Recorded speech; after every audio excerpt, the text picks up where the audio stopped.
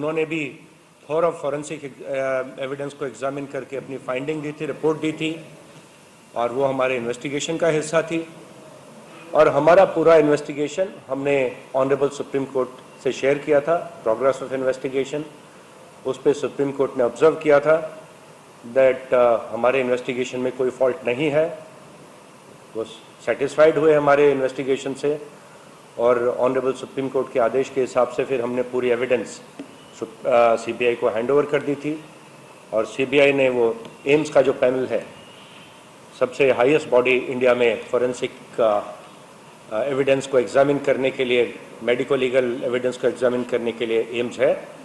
और आप लोगों के मीडियम के माध्यम से हमें पता लगा है कि एम्स के पैनल ने भी ऐसी रिपोर्ट दी है कि जो हमारे कूपर हॉस्पिटल की, हमारे फॉरेंसिक एक्सपर्ट्स की और हमारी फाइंडिंग थी कि एक ये सुसाइड का केस है, उसको अपहोल्ड किया है।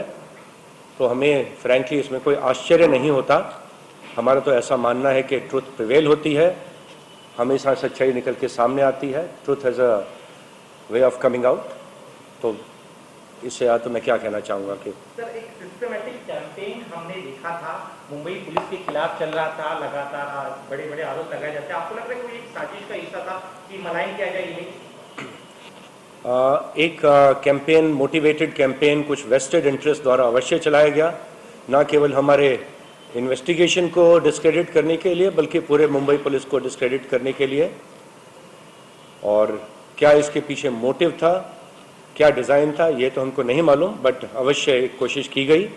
लेकिन जैसा मैंने कहा कि ट्रुथ हमेशा प्रिवेल करती है। हमें हमारे इन्वेस्टिगेशन पे पूरा भरोसा था, अपनी सच्चाई पे पूरा भरोसा था, और सुनवाई होने वाली है।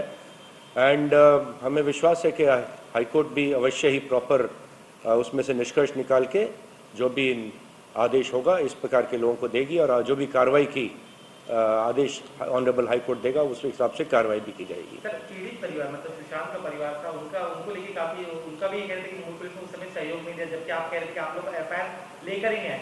अब चूंकि एक चीज साफ हुई, हत्या की थ्योरी नहीं थी, आप कह रहे कि आप लोग की दलीलें सही थी, तो उनके परिवार को कुछ कहना चाहिए मुंबई पुलिस की तरफ से? मैं यही कहना चाहूँगा कि 14 जून को ये घटना हुई थी, श्री सुशांत सिंह राजपूत की मौत की जो घटना थी।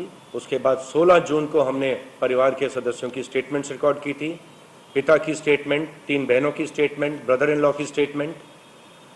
और उस स्टेटमेंट में सभी ने कहा था कि सुशांत सिंह राजपूत ने सुसाइड की है, उसके बारे में कुछ उनका शिकायत नहीं है, कोई शक नहीं है।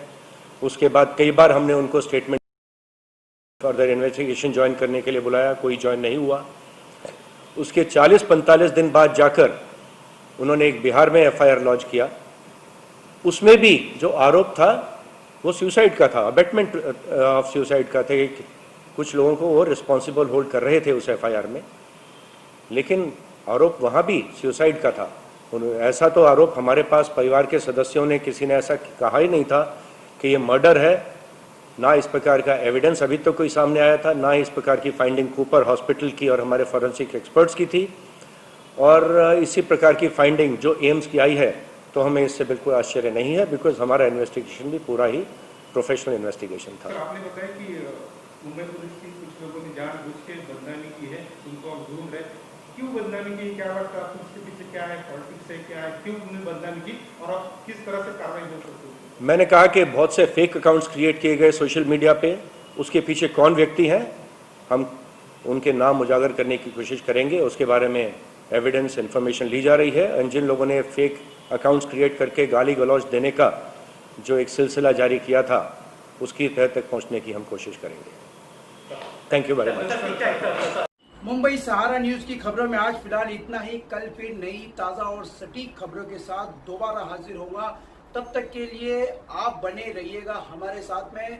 मुंबई सहारा न्यूज की खबरें अगर आपको पसंद आती हो तो आप उस पर हमें कमेंट कर सकते हैं, शेयर कर सकते हैं, लाइक कर सकते हैं, और हमारे चैनल को सब्सक्राइब करना ना भूलें। किसी भी तरह से अगर आपके इलाके में किसी भी जन समस्या की शिकायत हो या कोई सामाजिक परेशानी हो तो आप अपने वीडियो बनाकर मुंबई सहारा न्यूज़ के व्हाट्सएप नंबर पर भेज सकते हैं। हम आपकी खबरों को प्राथमिकता से टेलीकास्ट करेंगे। तो आज की खबरों में फिलहाल इतना ही। कल भी नई ताज़ा और सटीक खबरों के साथ दोबारा हाजिर होगा। तब तक के लिए मुझे यानी मुबारक शेख को दीजिए इजाज़त। नमस्कार।